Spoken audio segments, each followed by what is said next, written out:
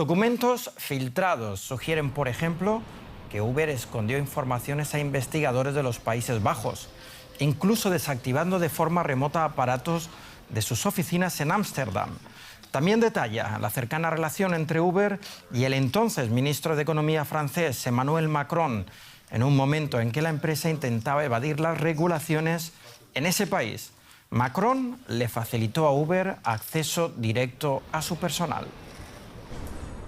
Como ex comisaria europea de Agenda Digital, Neelie Kroes tenía específicamente vetado trabajar para Uber. Sin embargo, aceptó un puesto en la empresa y usó sus contactos para hacer lobby, presionando para relajar la legislación laboral y las regulaciones para los taxis en toda la Unión Europea.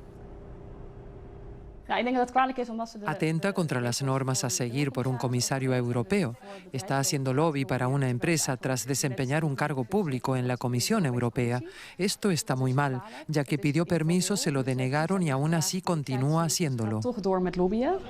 La filtración muestra también cómo el presidente francés Emmanuel Macron mantuvo varias reuniones no declaradas con ejecutivos de Uber durante su etapa como ministro de Economía entre 2014 y 2016. La oposición exige una investigación parlamentaria. Una comisión investigadora de la Asamblea Nacional puede arrojar luz sobre el tema para confirmar qué es verdad en los documentos filtrados sobre Uber. La legalización de Uber motivó en su día las protestas de taxistas y sindicatos. Mensajes enviados por el exdirector general de la empresa, Travis Kalanick, muestran que este consideraba la violencia contra los conductores de Uber como una forma de ganarse a la opinión pública. La violencia garantiza el éxito, habría escrito.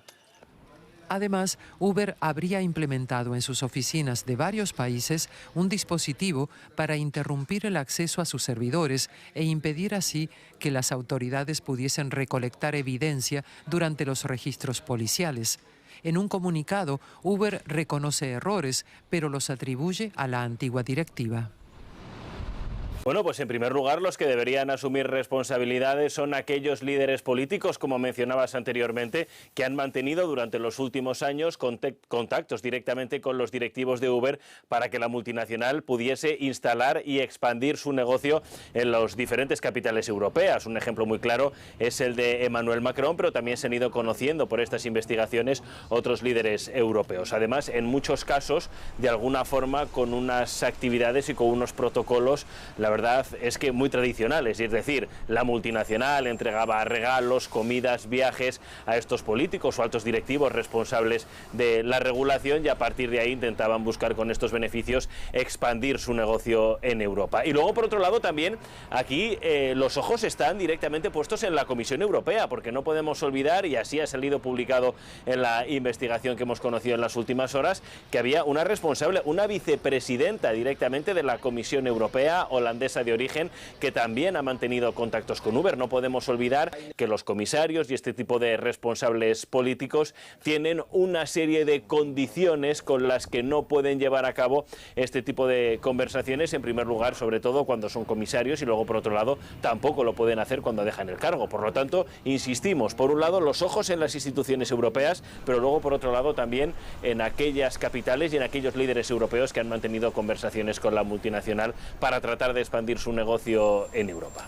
Bueno, pues ese es un debate que tenemos que analizar de cara a los próximos días. En primer lugar, porque hay que recordar que la regulación de Uber y también de otras grandes plataformas tecnológicas es reciente aquí en Europa. Durante muchos años, este tipo de vehículos de transporte privado de alguna forma desarrollaban su trabajo en las capitales europeas sin una regulación concreta. Y esto provocó grandes protestas, grandes manifestaciones, muchas de ellas de bastante importancia y envergadura por parte del sector del taxi. Recordemos que se han paralizado ciudades, también de alguna forma el sector del taxi iba en contra directamente de los conductores privados de Uber y también de otras plataformas, y de alguna forma eso ha ido creando entre la población europea un rechazo al sector del taxi en detrimento del sector del vehículo privado, ¿no? Que de alguna forma todos se preguntaban cuál era la razón por las que no podían ponerse en marcha a trabajar en las diferentes ciudades. De alguna forma esto demuestra que las prácticas que ha llevado a cabo Uber no son del todo razonables, es decir,